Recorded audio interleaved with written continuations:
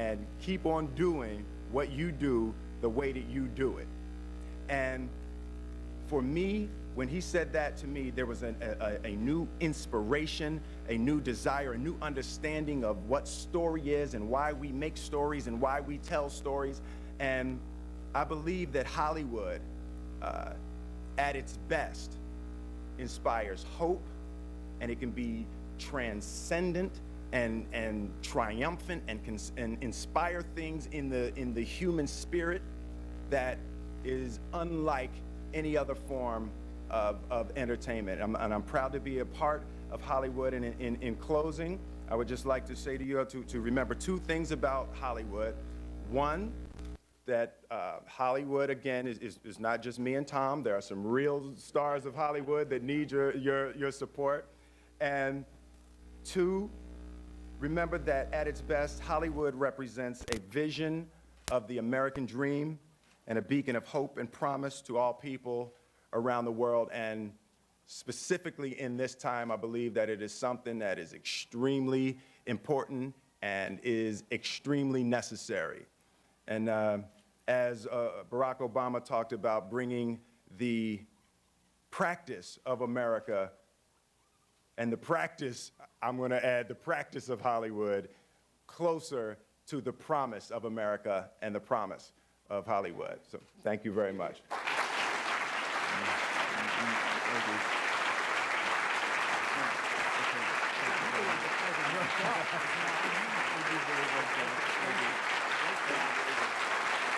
We've just heard from one of the biggest movie stars on the planet.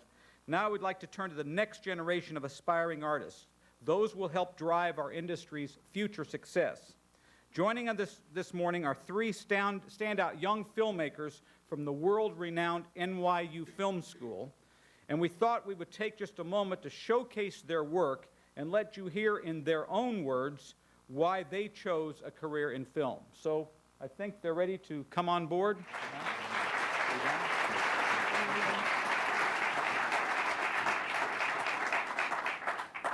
Good morning, and thank you very much.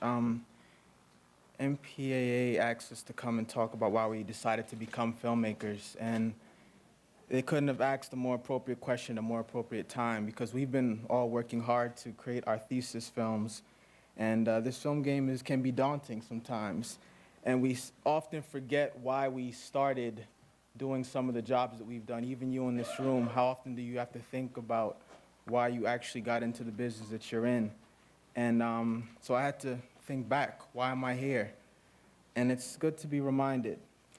I was teaching, waiting for my Peace Corps assignment. I was teaching in a middle school in Plainfield, New Jersey, inner city kids. And myself, just being in front of those students, I had a positive impact, being a black male, trying to do the right thing. And I was actually a decent teacher. The kids were getting something. I used storytelling in my classroom, and the kids would be inspired when they were leaving my class, and I felt so good about what I was doing. But they would come in the next day or come in the following week, having seen a movie, having seen a music video, having seen something that had already changed their worldview in some simple way. And they'd be reciting the lyrics, or they'd be acting out the scenes in the back of my classroom, and I looked at the kids and I said, man, I need a bigger classroom. So fast forward a couple years later, I'm living in West Africa, Peace Corps volunteer in a small village. No running water, no electricity, about, at max 500 people. No running water, no electricity. And there's about 3 things that anybody in the village could have a conversation with me about. And one was the Muhammad Ali fight in '74. 2 was Titanic. And 3 was Malcolm X by Spike Lee. And that fascinated me. And I'm looking around, no electricity, no running water, and you guys are talking to me about Leonardo DiCaprio. And I realized how much of an impact the images that we send out around the world have on people. And I knew that I had to have a bigger classroom. So I applied to NYU, and to my surprise, I actually got in.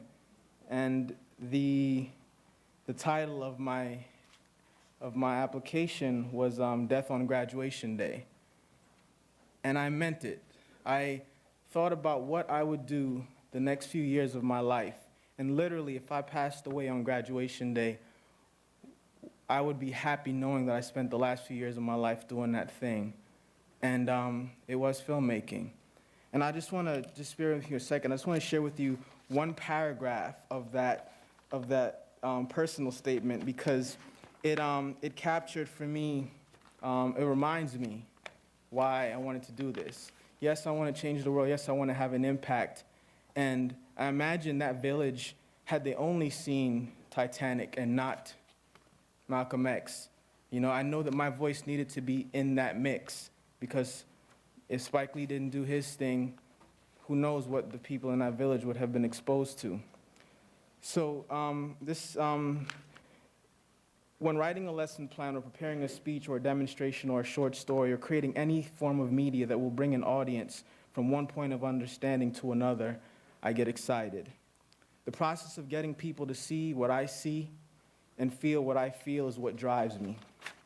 The magic of making an audience see what you want them to see or feel what you want them to feel is what drives me. And the mystery that manifests when we have no idea how an audience is going to react to a particular thing is what drives me. It is the creative process. It is the search for that thing, that word, that phrase, that title, that character name, that image, or that one idea that is floating somewhere above our heads, and we've not yet grabbed it. Just knowing that that exists is what motivates me. And then finally, when we reach up and do grab it, we are reborn. We are alive. The desire to continue doing that in my life and in my work is what drives me. So thank you. My name is Alrick Brown, and this is my work.